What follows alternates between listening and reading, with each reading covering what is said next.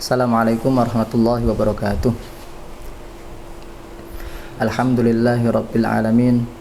Wassalatu wassalamul atammanil akmalani ala sayyidil mursalin Sayyidina wa maulana Muhammadin wa ala alihi wa sahbihi ajma'in. Amma ba'du. Ikhwafillah rahimakumullah. Alhamdulillah, kita bersyukur kepada Allah Subhanahu wa taala pada kesempatan kali ini bisa kembali bermajelis ilmu. Semoga Allah Subhanahu wa taala memberikan keberkahan bagi kita semuanya. Kemudian salawat dan salam semoga selalu tercurah kepada Nabi Muhammad SAW, pada keluarga beliau dan para sahabat beliau, serta orang-orang yang senantiasa mengikuti sunnah-sunnah beliau sampai hari kiamat. Ikhwafillah rahimakumullah.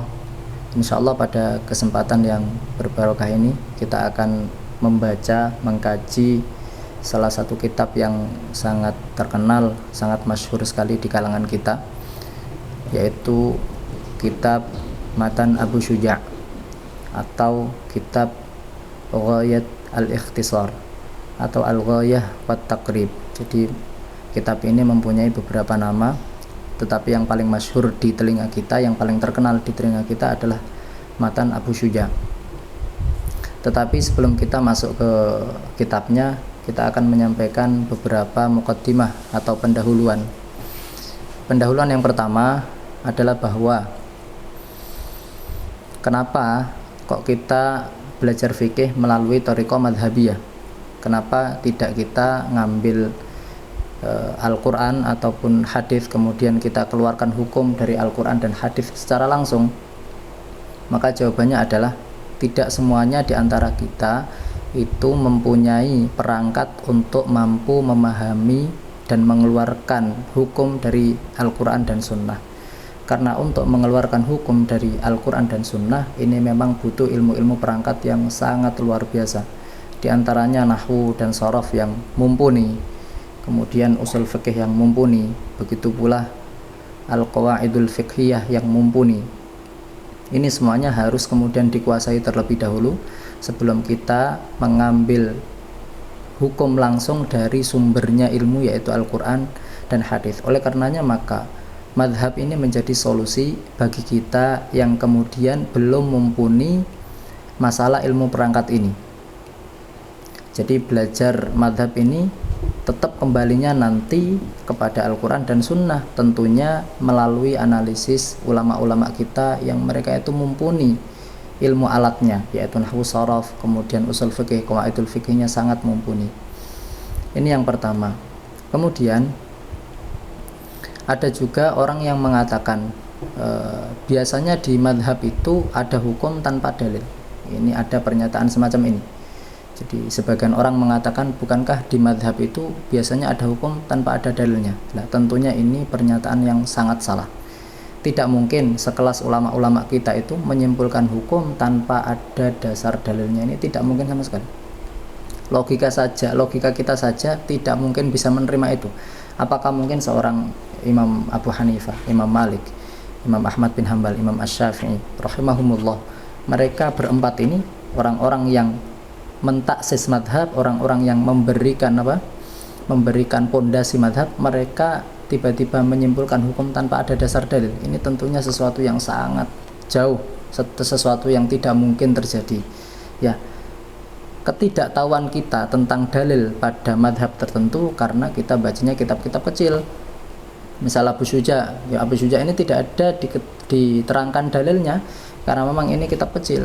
Nanti kalau seandainya kita masuk ke kitab selanjutnya, misal seperti Minhajut Thalibin, nanti kita kemudian baca syarah-syarahnya sekaligus hawasyinya, yaitu syarah yang menjelaskan syarah. Nah, ini kemudian kita akan mengetahui bahwasanya di sana penuh dengan dalil ketika para ulama mazhab Syafi'i terutama itu menyimpulkan satu hukum. Jadi sekali lagi tidak benar bagi orang yang kemudian mengatakan bahwa mazhab Imam Syafi'i terutama itu biasanya menyimpulkan hukum tanpa dalil. Ini sesuatu yang sangat mustahil, karena tidak mungkin seorang ulama besar Imam Syafi'i itu berani menyimpulkan hukum tanpa ada dasar dalilnya. Ini yang kedua, pendahuluan yang kedua. Kemudian pendahuluan yang selanjutnya, saya akan langsung masuk kepada penulis ya. Penulis kita tahu semuanya namanya Imam Abu Syuja'. Ya. Ini kunyahnya, Imam Abu Syuja ini kunyahnya. Atau beliau ini dikenal dengan kunyah lain, yaitu Abu Thayyib. Jadi beliau punya dua kunyah. Yang pertama Abu Syuja yang kita kenal, yang kedua Abu Thayyib. Nama aslinya adalah Ahmad bin Al-Husain Al-Asfahani. Atau di kitab Tabaqat Asy-Syafi'iyah Al-Kubra karangan Imam Tajuddin As-Subki, beliau mengatakan namanya Ahmad bin Al-Hasan. Jadi yang kita kenal Ahmad bin Al-Husain. Tapi di Tabaqat Asy-Syafi'iyah Al-Kubra karangan Imam Tajuddin As-Subki dikatakan namanya Ahmad bin Al-Hasan Al-Asfahani. Kemudian riwayat hidupnya, kisah-kisahnya sangat masyhur di kalangan kita, sangat terkenal di kalangan kita. Misal kisah yang terkenal, dan ini dinukil Imam Al-Bajuri di hasyahnya, dinukil Imam Al-Bujairimi di hasyahnya. Hasyah itu apa? Hasyah itu syarah yang menjelaskan syarah. Nanti insya Allah kita akan masuk ke sana. Imam Al-Bajuri, Imam Al-Bujairimi ini menceritakan kisah tentang Abu Syuja. Yaitu Abu Syuja itu seorang menteri, kata beliau, wazir. Kemudian beliau punya uang banyak dan sangat dermawan sekali. Sampai satu saat beliau pernah menyedekahkan ke satu orang itu sampai 120.000 dinar. Bayangkan saja ya, kalau seandainya 20 dinar itu nisab wajib zakat, kalau 120 dinar itu berapa? 20 dinar itu kira-kira 85 juta rupiah lah. Jadi kalau 120 dinar, 120.000 dinar itu berapa? Berapa ratus juta atau bahkan berapa miliar ya, sangat banyak sekali. Tetapi ini kisah masyhur sekali yang kita sering dengar bahkan dari ustadz-ustadz di Indonesia pun. Tetapi kisah ini sama seorang syekh namanya Syekh Mahmud Shaleh Al-Hadidi. Beliau ini peneliti teks Hasyah Al-Bajuri cetakan Darul Minhaj. Beliau mengatakan Imam Al-Bajuri ketika menukil kisah ini dinisbatkan kepada Imam Abu Syuja, mungkin beliau salah. Kenapa kok kemudian Syekh Mahmud Al-Hadidi ini mengatakan Imam Al-Bajuri salah menukil kisah ini? Karena kisah ini itu bukan kisah Imam Abu Syuja yang kita kenal penulis matan Abu Syuja, tetapi beliau orang lain. Beliau orang lain. Buktinya apa? Buktinya di kitab Tabaqatus Syafi'iyatil Kubra karangan Imam Tajuddin As-Subki tidak dinukil kisah ini. Tetapi Imam Tajuddin As-Subki menukil kisah tadi, ada seorang namanya Abu Syuja sangat dermawan sampai menyedekahkan 120.000 dinar per orang tadi, itu di kisah lain namanya Muhammad bin Al-Husain Al-Hamdani. Dikenal juga kunyah beliau ini dengan nama Abu Syuja. Nah, kata Syekh Mahmud Al-Hadidi, bisa jadi Imam Al-Bajuri itu menukil kisah Abu Syuja yang itu, padahal maksudnya bukan apa? Bukan sahib matan ini, bukan penulis matan Abu Syuja ini, tetapi orang lain, seorang menteri memang.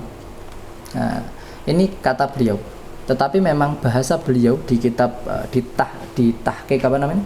Di tahqiq Hasyah Bajuri di cetakan Darul Minhaj itu tidak dengan kuat mengatakan beliau salah, tetapi mungkin beliau salah. Jadi kata-katanya masih seperti itu. Bisa jadi Imam Al-Bajuri betul, tapi bisa jadi memang yang dinukil di Hasyah Imam Al-Bajuri tentang riwayat hidup Abu Syuja ini salah orang. Kemudian kisah yang lain tentang Imam Abu Syuja yang dinukil di Hasyah Al-Bajuri atau di Hasyah Al-Bujairimi, Imam Al-Bajuri menceritakan bahwa Imam Abu Syuja ini umurnya sangat panjang sekali sampai tua. Tetapi walaupun sudah sangat tua sekali, tidak ada satupun anggota tubuhnya yang kemudian sakit, tidak ada satupun giginya yang putus, tidak ada satupun. Padahal beliau itu sampai ratusan tahun hidup, kata beliau di kitab Hasyah Al-Bajuri. Ya. Kemudian ketika ditanya, Syekh, kenapa kok bisa sampai sudah tua tapi tidak ada anggota tubuh satupun yang sakit? Kata beliau, Imam Abu Syuja, ini dinukil di Hasyah Al-Bajuri. Kata Imam Abu Syuja, hafidnaha fis sigari wa hafidhanallahu fil kibar. Kita dulu menjaga maksiat ya ketika kecil, maka ketika besar Allah Subhanahu wa taala menjaga tubuh kita. Jadi ini kisah sangat terkenal sekali yang dicantumkan Imam Al-Bajuri di dalam hasyah beliau tentang kisah Imam Abu Syuja. Tetapi sekali lagi, kisah ini juga ditanbih atau dikritiki oleh Syekh Mahmud Al-Hadidi. Beliau Syekh Mahmud Al-Hadidi mengatakan Imam Al-Bajuri salah orang lagi. Imam Al-Bajuri syarah ulang lagi. Kenapa? Karena tidak disebutkan di Tabaqatus Syafi'iyyatil Kubra, di kitabnya Imam Tajuddin As-Subki, tidak ada kisah itu. Lah kisah itu dinukil oleh Al-Imam Ibnu Jauzi di dalam kitab Sifatus Safwa. Di kitab Sifatus Safwa Imam Jauzi menceritakan kisah tersebut. Ternyata kisah itu kisahnya Abu Thayyib At-Tabari. Nama Abu Syuja tadi juga dikenal dengan kunyah Abu Thayyib, ya. Tetapi ternyata kisah itu bukan Abu Thayyib, maksudnya Abu Syuja ini bukan, tetapi Abu Thayyib At-Tabari, karena Ibnu Jauzi di dalam kitab Sifatus Safwa menukil kisah itu kisahnya Abu Thayyib At-Tabari. Satu saat di kitab Sifatus Safwa itu Abu Thayyib At-Tabari ini pernah meloncat dari perahu. Jadi beliau naik perahu, kemudian ketika perahunya sampai di pantai, beliau itu sudah sepuh, tapi walaupun sudah sepuh, lompat dari atas perahu sampai ke pantai. Orang-orang pada mengatakan, ya Syekh, engkau sudah sangat tua sekali, jangan sampai engkau kemudian sakit kakinya, sakit tubuhnya karena engkau melakukan hal-hal semacam ini. Kemudian Abu Thayyib At-Tabari mengatakan apa? Hafidnaha fis sigari wa hafidhanallahu fil kibar, ya. Jadi kami itu dulu menjaga maksiat-maksiat, saya tidak pernah bermaksiat satupun kepada Allah, maka ketika besar Allah Subhanahu wa taala menjaga organ tubuh kita. Jadi ini kisah yang dinukil Ibnu Jauzi di dalam kitab Sifatus Safwa, kisahnya Abu Thayyib At-Tabari, bukan Abu Thayyib Abu Syuja. Sekali lagi Syekh Mahmud Al-Hadidi ini mengatakan la'allahu iltabasa. Bisa jadi Imam Al-Bajuri itu iltabas. Iltabas artinya beliau salah menukil kisah Abu Syuja. Yang dimaksud Abu Syuja At-Tabari, Abu Thayyib, yang dimaksud Abu Thayyib At-Tabari ternyata dinukil di kisahnya Abu Syuja, sahib matan yang akan kita baca. Jadi ini dua kisah yang sangat terkenal, tetapi sama Syekh Mahmud Al-Hadidi itu dua-duanya dinafikan. Jadi dua-duanya bukan bagian dari kisahnya Imam Abu Syuja. Tetapi walaupun seperti itu, ikhwafillah rahimakumullah, Abu Syuja ini memang tidak diragukan lagi kemampuan beliau mengenai masalah fikih, terutama mazhab Imam Syafi'i. Karena diceritakan oleh muridnya sendiri, namanya Abu Thahir As-Silafi. Abu Thahir As-Silafi ini pernah mengatakan bahwa dulu guru kami Abu Syuja mengajarkan madhab Syafi'i selama 40 tahun. Jadi bahasa kitabnya Darrasa Madhab Syafi'i mundu arba'ina sanah. Jadi mengajarkan madhab Syafi'i ini selama 40 tahun. Dan tidak mungkin orang yang tidak ahli bisa mengajar selama itu. Apalagi zaman beliau itu penuh dengan ulama. Tidak mungkin ulama yang lain membiarkan ada orang tidak berilmu kemudian mengajar. Ini cukup menunjukkan kepada kita kemampuan beliau, terutama di dalam madhab Asy-Syafi'i. Ini sedikit kisah Imam Abu Syuja. Dan memang Tajuddin As-Subki di kitab Tabaqatus Syafi'iyyatil Kubra ketika menukil kisahnya Imam Abu Syuja itu tidak panjang, hanya beberapa halaman saja. Beda dengan kisah ulama-ulama yang lain, beliau sampai berhalaman-halaman, tapi khusus Abu Syuja itu cuman sedikit saja kisah yang dinukil oleh Tajuddin As-Subki. Tetapi walaupun sedikit kisahnya, karena umur beliau barokah sekali, maka kitabnya sampai sekarang kita kaji. Bahkan tidak ada satupun lembaga yang dia di lembaga itu ingin mendalami tentang madhab Syafi'i kecuali melewati kitab matan Abu Syuja ini. Ini poin yang ketiga, pendahuluan. Kemudian yang selanjutnya tentang masalah syarah-syarah kitab ini. Jadi syarah artinya kitab yang menjelaskan kitab yang akan kita baca. Jadi kitab kita ini disebut matan oleh para ulama, matan Abu Syuja. Ada kitab yang lain menjelaskan matan, ini namanya syarah.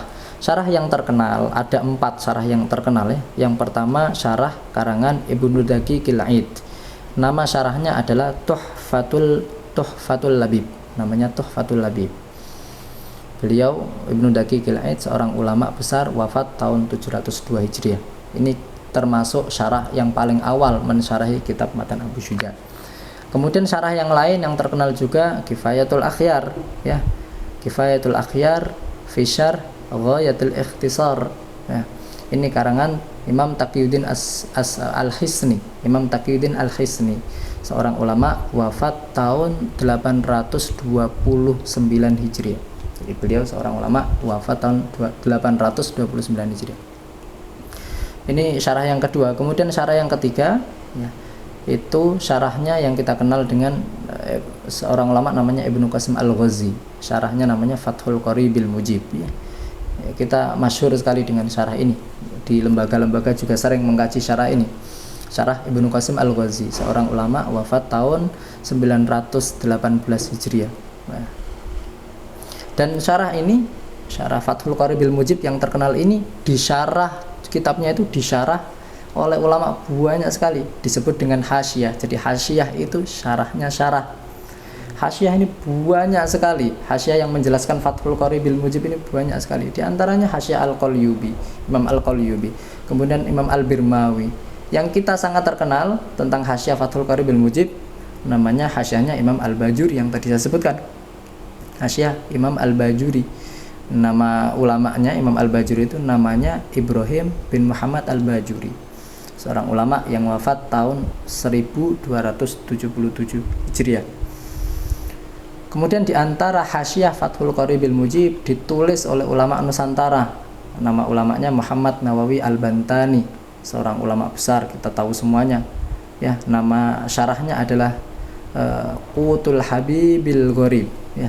Qutul Habibil Gharib ala Syarh Fathul Qaribil Mujib. Ditulis oleh Al-Imam Asy-Syaikh Nawawi Al-Bantani. Kalau tidak salah beliau wafat tahun 1316 Hijriah. Ini diantara hasyiah-hasyiah yang menjelaskan kitab Fathul Qaribil Mujib. Kemudian syarah yang lain, tadi sudah saya sebutkan 3 syarah. Yang pertama tadi Tuhfatul Labib, kemudian yang kedua Kifayatul Akhyar, yang ketiga Fathul Qaribil Mujib, kemudian yang keempat syarah yang terkenal menjelaskan tentang matan Abu Syuja adalah adalah syarah Al-Iqna. Al-Iqna fi syarh matan Abi Syuja, karangan Al-Khatib Asy-Syirbini, ya. Ini karangan Khatib Asy-Syirbini. Karena ada beberapa dari asatidz kita mengatakan Al-Iqna karangan Imam Al-Bujairimi. Ini karangan Al-Khatib Asy-Syirbini. Imam Al-Bujairimi datang kemudian mensyarah kitab Iqna ini, namanya hasyiah. Berarti tadi sudah kita jelaskan, hasyiah artinya syarahnya syarah. Nah, Imam Al-Bujairimi menjelaskan syarahnya Imam Al-Khatib Asy-Syirbini Iqna ini, ya. Kemudian dikenal dengan hasyiah Al-Bujairimi. Jadi ini beberapa syarah yang kemudian kalau seandainya kita ingin memperluas pemahaman kita tentang matan Abu Syuja ini, kita bisa kemudian melihat kepada salah satu di antara 4 syarah ini. Yang paling ringkas adalah Fathul Qaribil Mujib. Kemudian naik tingkatan di atasnya ya Kifayatul Akhyar. Kemudian naik tingkat di atasnya ya Tuhfatul Labib. Kemudian baru Al-Iqna. Karena Iqna ini benar-benar luas sekali, karangan Imam Al-Khatib Asy-Syirbini menjelaskan tentang lafaz-lafaz matan Abu Syuja. Ini tentang masalah syarah-syarah matan yang akan kita baca insyaallah. Kemudian yang selanjutnya nanti di pertengahan kita membaca kitab matan Abu Syuja, saya akan kadang-kadang beliau itu tidak sesuai dengan pendapat yang mu'tamad atau yang valid di dalam mazhab Imam Syafi'i. Ketika nanti saya mengatakan ini pendapat yang tidak mu'tamad, bukan berarti Imam Abu Syuja menyelisihi mu'tamad, bukan berarti seperti itu. Tetapi Imam Abu Syuja tidak sesuai dengan pendapat yang mu'tamad. Jadi 2 hal ini harus dibedakan. Imam Abu Syuja menyelisih mu'tamad, bukan. Imam Abu Syuja tidak sesuai dengan pendapat yang kuat mu'tamad, iya. Kenapa? Karena gini, Imam Abu Syuja itu seorang ulama, tadi belum saya jelaskan. Imam Abu Syuja ini wafat tahun 430 lahir tahun 434 Hijriah.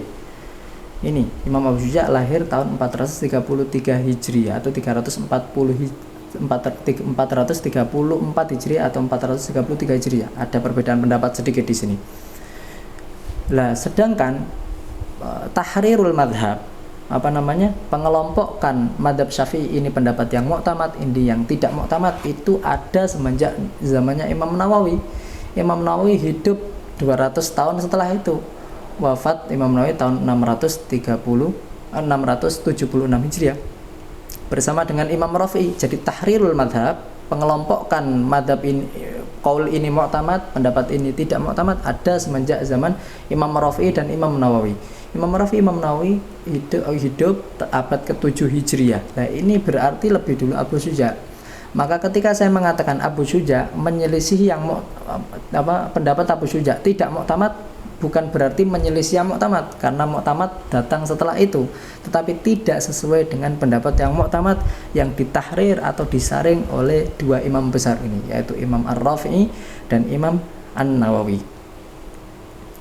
Jadi sekali lagi, nanti kalau seandainya kita mengatakan pendapat ini tidak mu'tamad, bukan berarti Abu Syuja menyelisih mu'tamad, tidak, tetapi pendapat Abu Syuja tidak sesuai dengan pendapat yang mu'tamad, karena kalau menyelisih berarti harusnya yang menyelisih datang setelah yang diselisih. Tidak, pendapatnya tidak sesuai dengan pendapat yang mu'tamad yang betul. Nah, berarti saya mengatakan seakan-akan majas saja. Ini tidak mu'tamad, maksudnya majas.